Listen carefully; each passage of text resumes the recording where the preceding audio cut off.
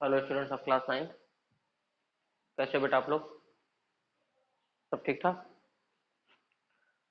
तो चलिए बेटा, आज की क्लास में हम लोग अपने टॉपिक को आगे बढ़ाएंगे। मतलब टॉपिक क्या, जो क्वेश्चन नंबर पे हम लोग पहुंच गए थे उस क्वेश्चन से आगे कवर करेंगे, ठीक है? तो एक्सरसाइज कौन सी थी हम लोगों की इसके पहले? 4.3 ना? हाँ, 4.3, जिसमें क्वेश्चन नंबर 6 तक हम लोग कर चुके थे। फोर्थ और सिक्स हम लोगों ने कल किया था, है ना बेटा? तो क्वेश्चन नंबर 7 पे ध्यान देंगे। बुक सब लोग लेकर बैठो। ऐसा लेट के बैठ के घूमते हुए वीडियो देखने का कोई मतलब नहीं है। बुक लेकर बैठो, ठीक है? चलो, तो क्वेश्चन नंबर 7 अपना है। क्वेश्चन नंबर 7 है, Yamini and Fatima, two students of class 9 of a school, together contributed ₹100 towards the prime minister's relief fund. यहाँ बताया जा रहा है कि यामिनी और फातिमा क्लास 9 की दो बच्चियां हैं और एक स्कूल में, together contributed ₹100 towards the prime minister relief fund. ठीक है? इसको प्रधानमंत्री सेवा मतलब कुछ ऐसे करके होता है, जिसमें क्या बोला गया, to help the earthquake victims, जो भूकंप में आए हुए जो पीड़ित लोग हैं उनकी हेल्प करने के लिए। ठीक है? कोई रिलीफ फंड चल रहा था जिसमें उन लोगों ने भी कुछ योगदान दिया था। Right a linear equation which satisfy this data. आपको ऐसी लीनियर इक्वेशन लिखनी है जो कि इस डेटा को दिखा सके। You may take their contribution as ₹X and ₹Y। जैसे यामिनी का ₹X मान लो और फातिमा का ₹Y मान लो, लेकिन दोनों ने मिलाकर ₹100 दिया, ये कंफर्म है। Draw the graph of the same. तो आपको नहीं लगता कि इक्वेशन बिल्कुल सिंपल बन सकती है? बिल्कुल नॉर्मली देखो, अकॉर्डिंग टू क्वेश्चन यहाँ पे क्या लिखोगे? According to question, according to question equation will भी क्या हो जाएगी आपकी, x plus y is equal to 100, है कि नहीं? भाई यामिनी प्लस फातिमा दोनों को जोड़ के दोनों ने कितना रुपए दिया? 100। यही तो क्वेश्चन ही बताना चाह रहा है। और उसी तरीके से हम लोग ने लिख दिया, यामिनी का दिया हुआ ₹X, फातिमा का दिया हुआ ₹Y, दोनों रुपए को जोड़ दिया और आ गया कितना, ₹100। क्या कहते हो, कोई समस्या? अरे समझो, यामिनी ने दिया कितना रुपए, ₹X, क्लास 9 की यामिनी है, और फातिमा भी उसी क्लास के, दोनों ने मिलाकर कितना दिया, x प्लस वाई, दोनों जुड़ गए और कितना रुपए आ गए, ₹100, है ना? उसी तरीके से हमको इसका ग्राफ भी बनाना है, तो ग्राफ भी बहुत सिंपल है, इसका बन जाएगा। ठीक है? अब x प्लस वाई रुपए 100 आ गया। ठीक है? अब टेबल बना लेते हैं ग्राफ के लिए। ऐसे टेबल बना लो, x और y की वैल्यू निकाल लो, है ना? देखो क्या हो जाएगा यहाँ पर, ये हो गया x, ये हो गया y। ठीक है? अब x की वैल्यू 0 रखो, x की वैल्यू यहाँ पर 0 रखोगे तो 0 प्लस वाई बराबर 100। y में 0 ऐड होगा तो मतलब y ही बचेगा, तो y इक्वल टू कितना आ रहा है, 100 आ रहा है। x की जगह 0 रखने पर y की वैल्यू क्या आ रही है, 100। अब एक बार एक काम करो, x की जगह 100 रख लो या फिर y की जगह 0 रख लो। ठीक है? अब इसकी वैल्यू को निकालने के लिए एक किनारे ऐसा करो, ऐसा किया करो कि putting x equal to 0 in equation, तो यहाँ पे क्या आ जाएगा, x की जैसे जो इक्वेशन दी हुई है आपकी, जो इक्वेशन आपकी दी हुई है, यहाँ पर x प्लस वाई में क्या लिख लो, 0 प्लस वाई बराबर 100, देयरफॉर y बराबर 100। इतना हो गया, तो आपने लिख दिया x की जगह 0 तो y की जगह 100। उसी तरह इसी इक्वेशन में पुटिंग, अब यहाँ पे क्या लिख सकते हो, देखो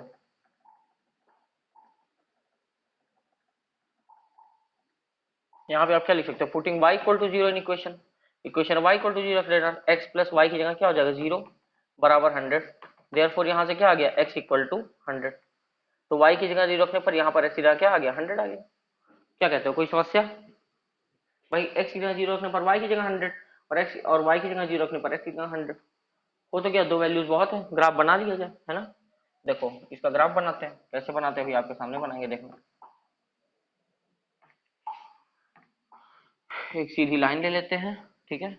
ये हो गया, उसी तरीके से यहीं से ले लेते हैं। कि मैंने इधर का क्यों नीचे और इधर बढ़ाने की जरूरत नहीं समझी, क्योंकि दोनों वैल्यूज पॉजिटिव हैं और हम लोगों को पॉजिटिव ग्राफ पर ही चलना है, तो क्या दिक्कत है ना?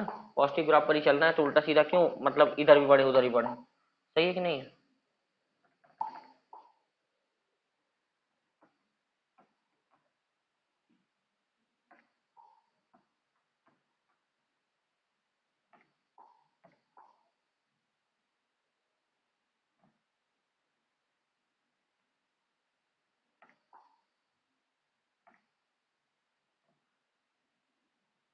जो कि आपका ये एक्सेस,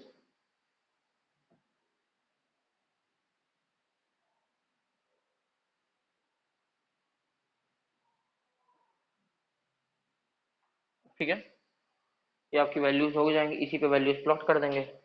बाकी आप जान ही रहे हो कि ये आपका वाई एक्सिस है, ये आपका एक्स एक्सिस है। ठीक है, कंडीशन समझ में आ रही है। अब वैल्यूज पे यहाँ रखना शुरू करते हैं, वैल्यूज को रख लेते हैं। देखो 10, 20, 30, 40, 50, 60, 70, 80, 90, 100।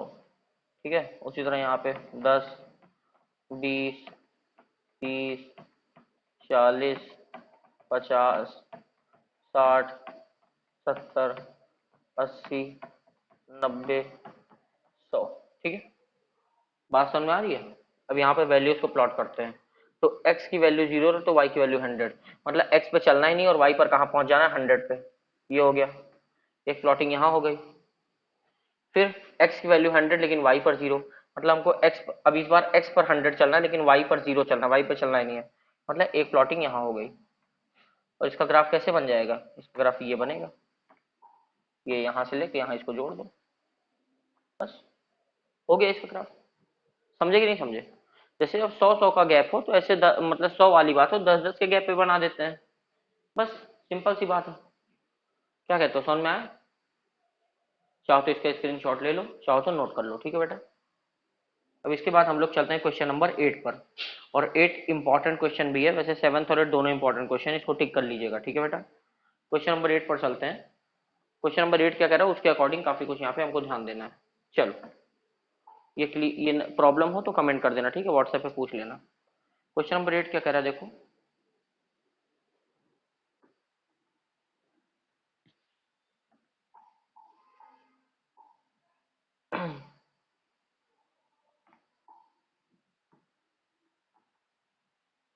क्वेश्चन 8 में दिया गया, in countries like USA and Canada temperature is measured in Fahrenheit. Temperature किसे मेजर किया जाता है, फ़ारेनहाइट में। Whereas in countries like India it is measured in Celsius. USA और कनाडा में टेम्परेचर किसमें मेजर किया जाता है, फ़ारेनहाइट बोला जाता है। ठीक है, और बाकी इंडिया वगैरह में टेम्परेचर किसमें, सेल्सियस में। हम लोग बोलते हैं 10 डिग्री सेल्सियस टेम्परेचर, आज 20 है, आज 35 है, आज 40 है, 45 है ना, इस तरीके से। Here is a linear equation that converts Fahrenheit to Celsius. एक लीनियर इक्वेशन दी गई है जो कि फ़ारेनहाइट को सेल्सियस में चेंज करती है। जैसे केल्विन, सेल्सियस और केल्विन में क्या रिलेशन होता है जानते हो ना आप लोग, 273 का डिफरेंस होता है। 0 डिग्री सेल्सियस, अगर सेल्सियस से बोलोगे 0 तो उधर 273.15 केल्विन होता है। 1 डिग्री सेल्सियस मतलब 274 हो जाएगा। ठीक है, इस तरह बढ़ता चला जाता है। तो ये होता है रिलेशन। तो अगर किसी भी डिग्री सेल्सियस को केल्विन में चेंज करना है तो 273 ऐड कर दो, वो केल्विन में हो जाएगा। उसी तरह फ़ारेनहाइट और सेल्सियस के बीच का अंतर होता है। ठीक है, तो फ़ारेनहाइट और सेल्सियस के बीच का क्या लीनियर इक्वेशन बताया गया है। ठीक है, इन्होंने कहा है, ये जो दिया गया है ये दिया गया है F equal to 9/5 C plus 32। ठीक है, 9/5 C प्लस 32। ठीक है, तो ये रिलेशन है। अब इसमें देख लो दो वेरिएबल हैं, तो किसी एक को आप कुछ अपने हिसाब से एक्स और वाई में से कोई भी मान लो। आगे बोल क्या रहा है क्वेश्चन में, देखते हैं। Draw the graph of the linear equation above using Celsius for x axis and Fahrenheit for y axis. देखो, फ़ारेनहाइट को क्या मान लेना है, वाई, बाकी सब कुछ सेम रहेगा 9/5। सेल्सियस को क्या मान लेना है, एक्स, और प्लस 32। और इसका ग्राफ बनाना है। ग्राफ कैसे बनाओगे, एक्स की वैल्यूज रखते जाओ और वाई इक्वल टू आता जाएगा। दो वैल्यू निकाल लेते हैं चलो यहाँ पे। ठीक है, दो वैल्यू हम लोग निकाल लेते हैं।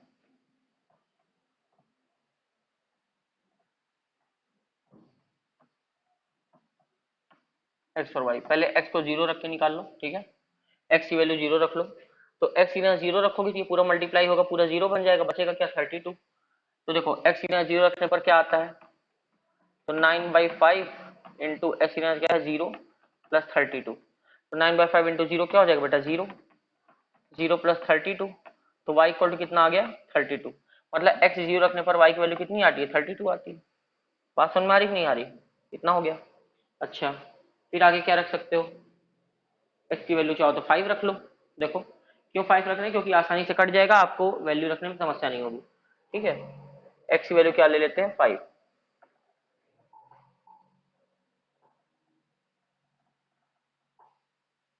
ठीक है, तो 9/5 इंटू 5, 0 रखने पर क्या आया था, वाई की वैल्यू 32 आ गई थी।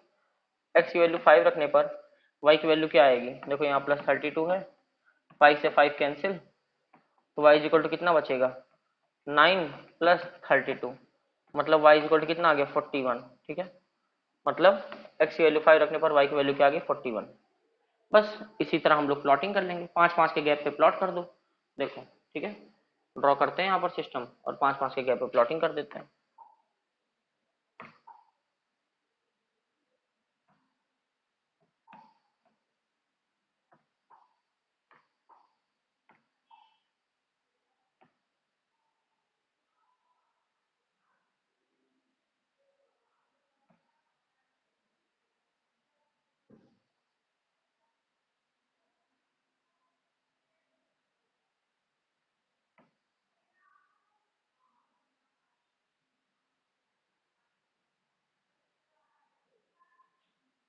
ठीक है बेटा, तो ये प्लॉटिंग इसी के हिसाब से समझो। अब यहाँ पे हम लोग क्या कर सकते हैं, जैसे सेंटीमीटर मान लो, ये मैंने इस वजह से बना दिया ना ताकि यहाँ पर आप प्लॉटिंग कर सको। ठीक है, देखो 1 मिनट,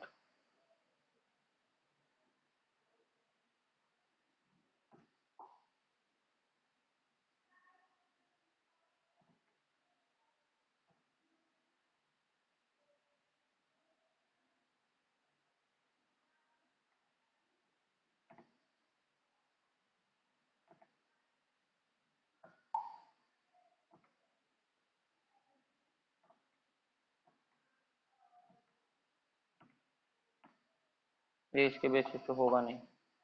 चलो फिलहाल एक स्केल की अपनी एक अलग बात है। ठीक है, इसको हटा ही दो, कोई मतलब नहीं है इसका।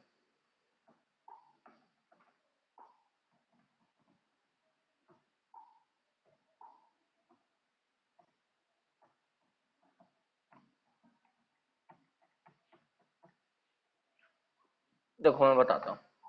ठीक है, आप इसका ग्राफ कैसे प्लॉट करोगे, नॉर्मली बिल्कुल टेंशन लेने की कोई जरूरत नहीं। ठीक है, देखो एक लाइन ड्रॉ कर लो ऐसे। हम लोगों को कोशिश करना है कि पॉजिटिव पॉजिटिव की ही लाइन लेके चलनी। ठीक है, बात समझ में आ रही है। बाकी मतलब ऐसा नहीं कि आप इधर वाली चाहो तो पूरा वाई और पूरा एक्स बना सकते हो, लेकिन हमारा काम पॉजिटिव पॉजिटिव नंबर में ही आप देख ही रहे हो।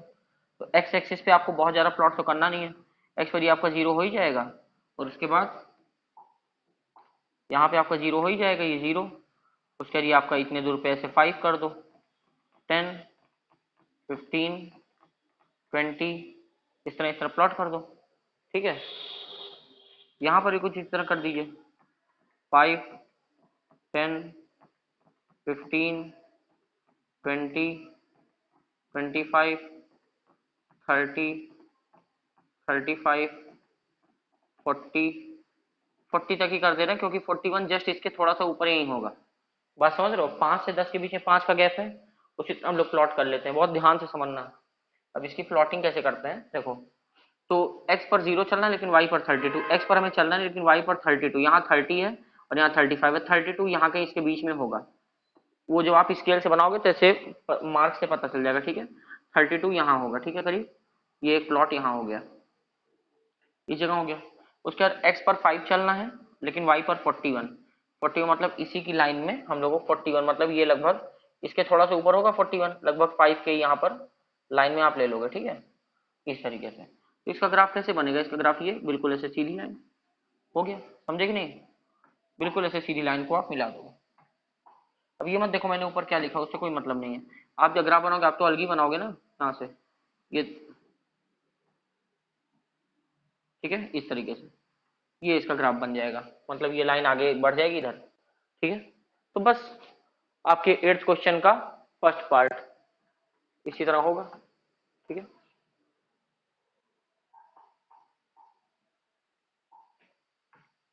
8th क्वेश्चन का फर्स्ट पार्ट बात समझ में आ रही है।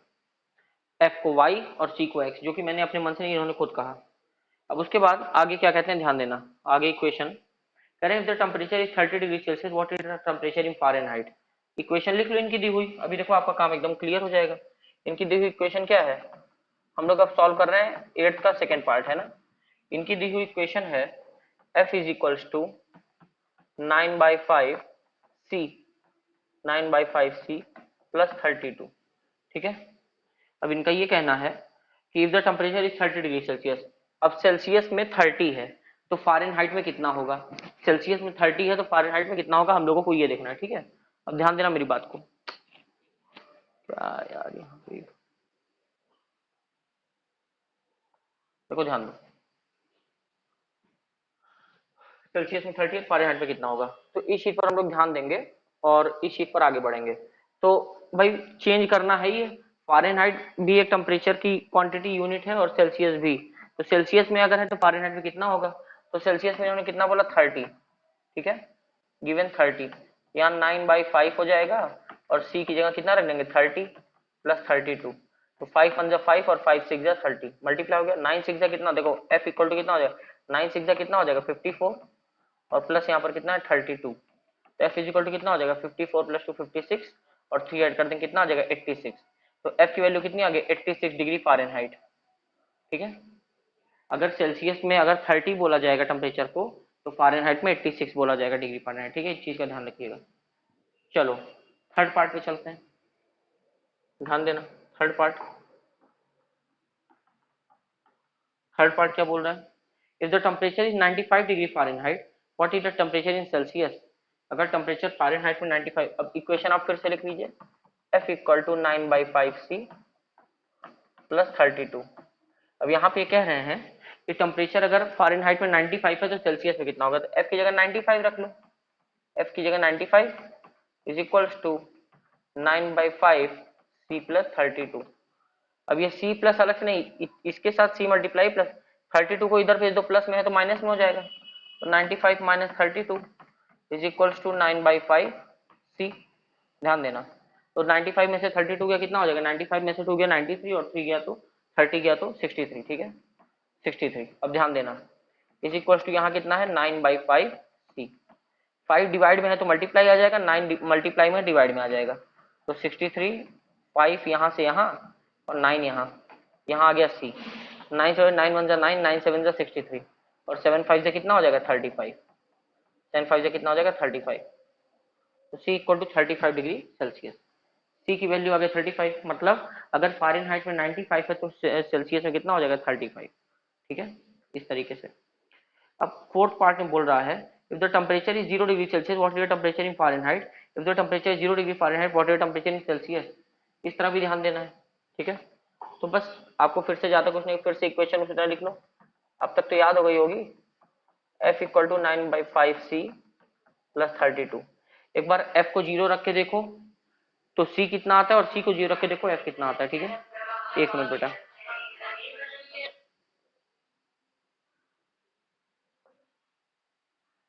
चलो देखो ध्यान दो, ठीक है, एफ को 0 रख के देखो सी कितना आता है और सी को 0 रख के देखो तो एफ कितना आता है, तो एफ को यहाँ पर 0 रख दिए, ठीक है, तो 9/5 सी प्लस 32, ठीक है, तो 32 को इधर भेज दो, किस में आ जाएगा माइनस में, -32 और यहाँ कितना हो जाएगा 9/5 सी, 5 यहाँ मल्टीप्लाई होगा तो -32 इंटू 5 अपॉन में 9, यहाँ क्या बचा सी, भाई 5 डिवाइड में है तो मल्टीप्लाई में, 9 मल्टीप्लाई में नीचे है तो नीचे मतलब डिवाइड में आ जाएगा, क्रॉस मल्टीप्लाई होगा, -32 इंटू 5 कितना होता है -160 और यहाँ पर 9 से डिवाइड होगा, तो 160 जब 9 से डिवाइड होगा तो कितना आंसर आता है बताओ, और माइनस में आएगा सी, ठीक है, तो 9 से 160 को डिवाइड करो, बताओ कितना आएगा, 9 1 जा 9 7 0 9 7 जा 63, फिर से 7 डेसिमल लगेगा 0 बढ़ेगा, 9 7 जा 63 फिर 7 0 बढ़ेगा 9 7 जा,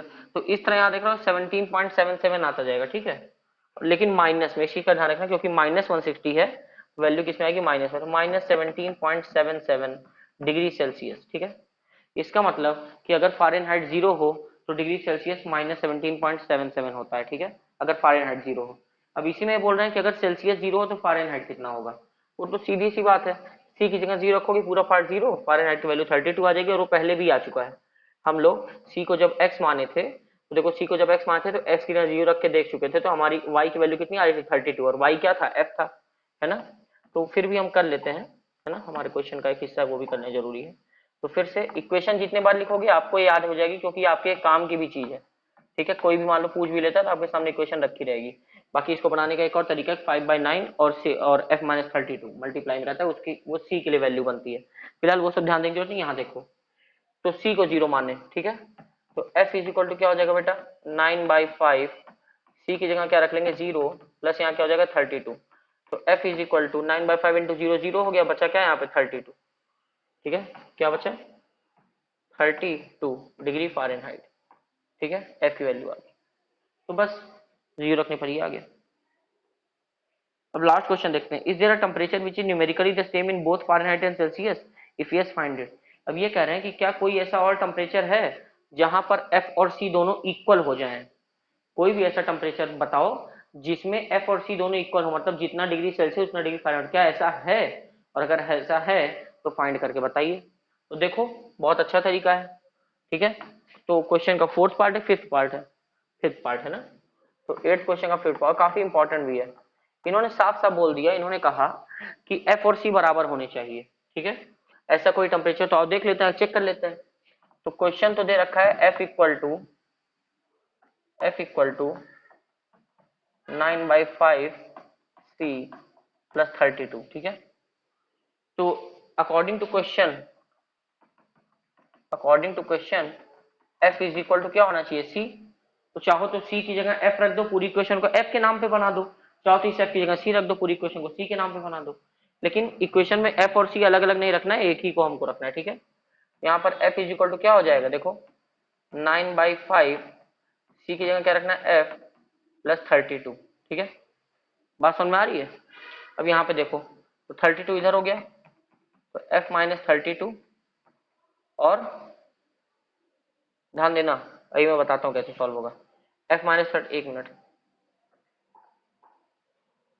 एफ माइनस 32, यहाँ क्या बचेगा 9f अपॉन में 5, ठीक है। तो एफ माइनस 32, अब यहाँ पे देखते जाओ, अब 5 को इधर भेज दो, 5 को इधर भेजो मल्टीप्लाई में। अच्छा सही कर रहा था मैं पहले भी। तो 5f माइनस 32, यहाँ पे क्या आ जाएगा 9f। सॉल्व करो, यहाँ क्या बच रहा है 5f, और 5 132 में अगर क्या हो जाएगा 160, और यहाँ क्या बचेगा 9f, ठीक है। तो 9f को इधर बुला लो, तो 5f माइनस 9f माइनस 160 उधर गया, क्या हो गया प्लस है 160। तो 5f में से 9f गया तो क्या आ जाएगा -4f इज इक्वल टू 160, और f इज इक्वल टू जानते हो क्या आ जाएगा 160 अपॉन -4, -4 160 से डिवाइड करेगा तो f इज इक्वल टू आ जाएगा -40। f इज इक्वल टू जानते हो क्या आ जाएगा -40। इसका मतलब अगर f -40, तो हमने f और c दोनों बराबर ही तो मान रखे थे बेटा। देखो अब ये सॉल्यूशन मैं तेज कर रहा हूँ, चाहे धीमे, चाहे वीडियो को स्लो करके देखो, चाहे फास्ट करके देखो, कैलकुलेशन तो आपको खुद से करनी है, लेकिन इस चीज को समझना है जैसे मैं तरीके से आपको बता रहा हूँ। लेकिन आपने देखा कि f की वैल्यू -40 आ रही है, -40 का मतलब ये है कि f और c को तो हमने इक्वल लेट कर रखा है। इसका मतलब f अगर -40 होगा तो c भी -40 होगा। इसका मतलब अगर, मतलब समझ रहे हो मेरी बात। जैसे मैं आपको एक एग्जांपल देता हूँ, आपको बताऊं कि जैसे केल्विन, एक और टेम्परेचर की क्वांटिटी होती है केल्विन होती है, ड्यूमर्स स्केल होती है, बट अभी केल्विन समझो। 0 डिग्री सेल्सियस जो है वो 273 केल्विन के बराबर होता है। अब अगर कोई बोले कि कहाँ पर केल्विन और डिग्री सेल्सियस इक्वल होते हैं, तो ऐसा नामुमकिन है कि जहां पर दोनों इक्वल हो, क्योंकि ये जस्ट इससे इतना आगे है।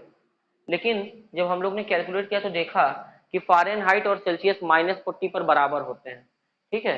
क्योंकि देखो यहाँ से हमने एफ और सी की वैल्यू चाहते तो अगर दोनों को सी बना लेते तो भी वही आता, लेकिन हमारे मन में अगर किसी प्रकार की छोटी सी भी शंका है उसको दूर करना जरूरी, और मैथमेटिक्स उसको दूर करेगी। एफ इक्वल टू -40, एक काम करते हैं एफ की जगह -40 रख के देखते हैं, अगर सी भी -40 आ गया तो हमारा सही है। लेकिन वो रफ पार्ट में करेंगे, ठीक है, रफ पार्ट में करेंगे। देखो तो हमारी इक्वेशन जो है, देखो इसको हमने रफ पार्ट बना लिया, ठीक है।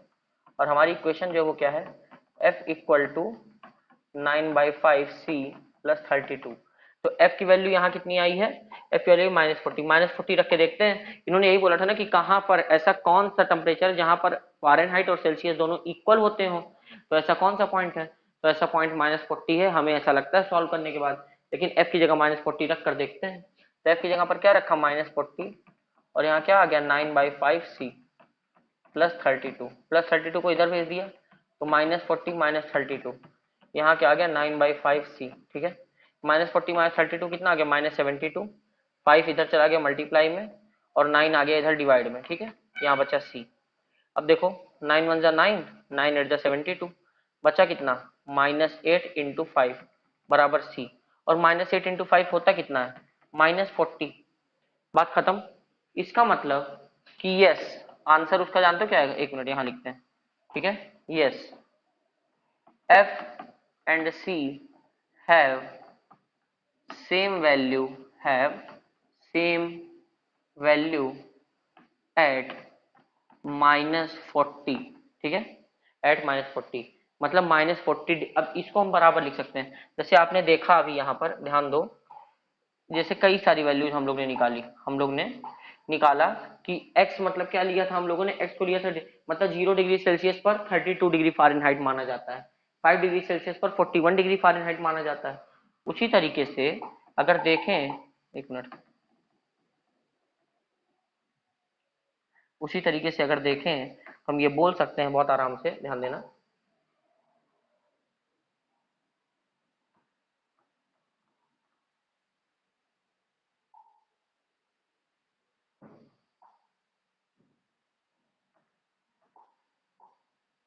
उसी तरीके से देखें तो हम ये बहुत आराम से बोल सकते हैं यहाँ पर कि यस, एफ एन सी है बोथ सेम वैल्यू एट -40। इसका मतलब ये है कि -40 डिग्री सेल्सियस जो होता है वो -40 डिग्री फ़ारेनहाइट के बराबर होता है, ठीक है। -40 degree Celsius equal to -40 degree. बेटा बस ये आपका एक्सरसाइज 4.3 भी खत्म हो गया। 4.4 2 3 मतलब 5 मिनट की एक्सरसाइज है मैक्सिमम, आप लोग कह सकते हो, ठीक है।